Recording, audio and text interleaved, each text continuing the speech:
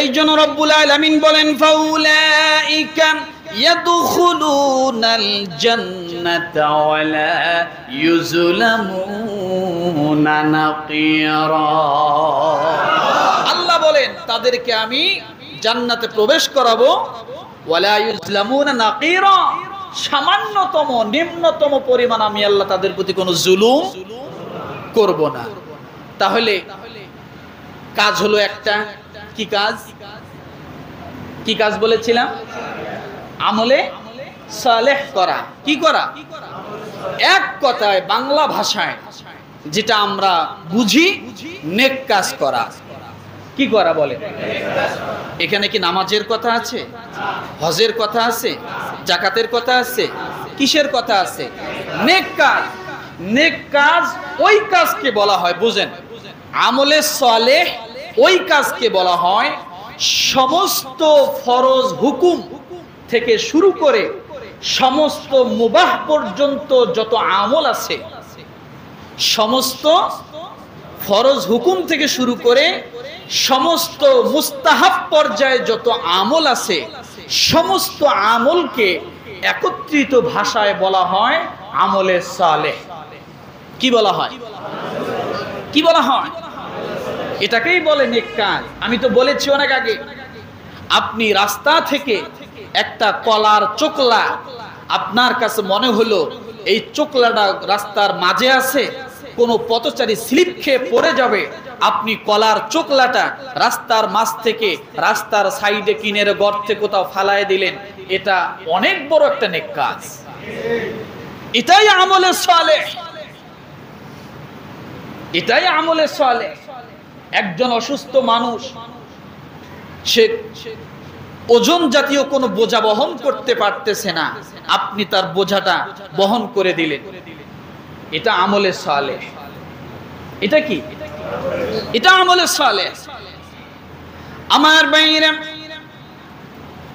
এই জন্য আমি বলেছিলাম অসহায় মানুষের পাশে দাঁড়ানো গুরুত্ব এবং ফজিলত। আমলে সালেহটা কি ভালো করে বোঝেন।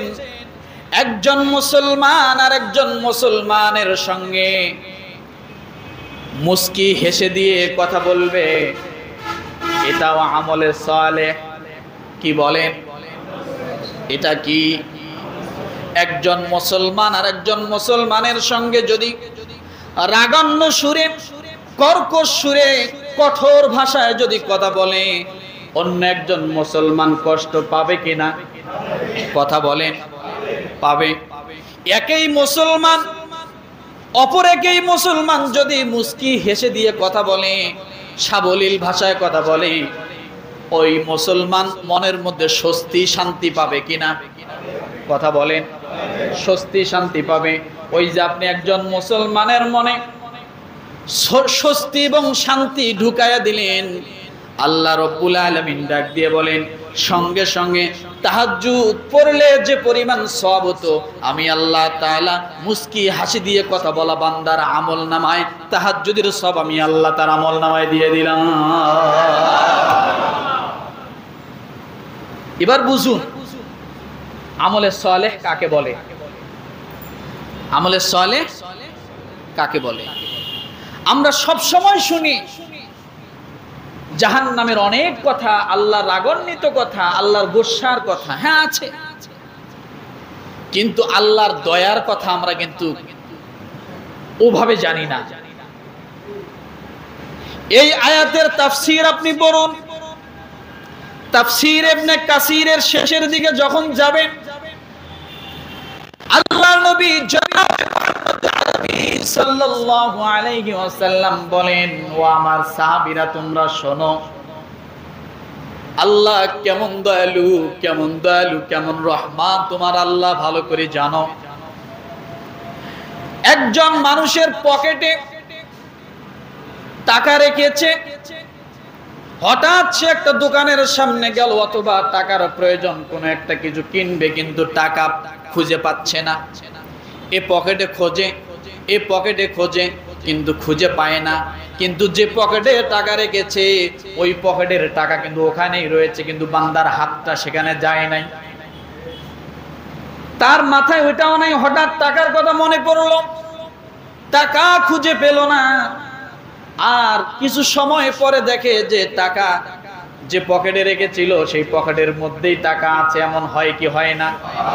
তামাম ঘর তছনছ করেছেন, মোবাইলটা খুঁজে পান না, কিন্তু এমন একটা জায়গায় মোবাইলটা রেখেছেন, হঠাৎ যায় দেখেন আরে মোবাইল তো এখানে। এরকম হয় কিনা?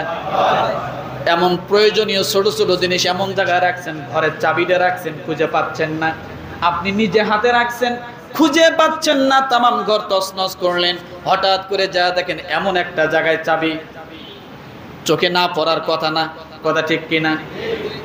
আমার ভাইরা, আল্লাহর নবী বলেন এই যে পকেটে টাকা ছিল, হঠাৎ বান্দাটা টাকা পেল না, পেরেশানি হয়ে গেল। মুসলমানটা পেরেশানি হলো, টাকা কোথায় রাখলাম। ওই মুহূর্তের জন্য টাকা পেল না, 1 মিনিটের জন্য তার স্মরণ নাই, মনে নাই, টাকা পেল না। আল্লাহর হাবিব ডাক দিয়ে বলেন, আমার আল্লাহ তাআলা ওই সামান্য পেরেশানির কারণে আমার আল্লাহ আমার উম্মতের জীবনের গুনাহগুলো মাফ করে দেয়। সুবহানাল্লাহ। আপনারই মনে নাই, কিন্তু এই যে একটা পেরেশানি হলেন, এই পেরেশানিটাও আপনার জীবনের গুনাহ মাফের একটা কারণ। আল্লাহ কত দয়ালু, কথা ঠিক কিনা?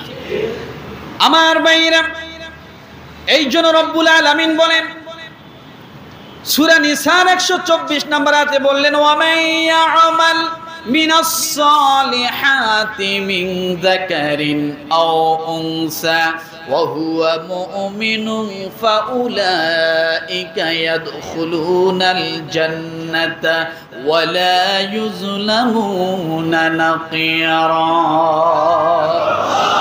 আল্লাহ বলেন তোমরা যদি সৎ কাজ করো, নারী হও অথবা পুরুষ হও, ফাউলাইকা ইয়াদখুলুনাল জান্নাতা, তাহলে আমি আল্লাহ তোমাদেরকে মুমিনের শর্তে তোমাদের জন্য জান্নাত দিয়ে দিব। বিন্দু পরিমাণ, সামান্যতম পরিমাণ তোমার সঙ্গে কোনো বাড়াবাড়ি কম বেশি করা হবে না। এরপরে রব্বুল আলামিন সূরা নিসা 125 নম্বর আয়াতে আল্লাহ বলেন, ওয়ামান আহসানু দীনাম মিম্মান আসলামা ওয়াজহাহু লিল্লাহি وهو محسن واتبع ملة إبراهيم حنيفا واتخذ الله إبراهيم خليلا.